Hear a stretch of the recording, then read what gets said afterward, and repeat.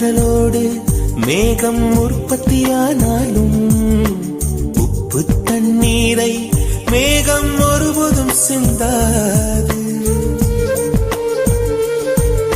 மலையில் விழுந்தாலும் சூரியன் மறித்து போவதில்லை. நிலவு கூலியூட்டி தன்னை நீட்டித்துக் கொள்கிறதே. மேகமாய் நானும்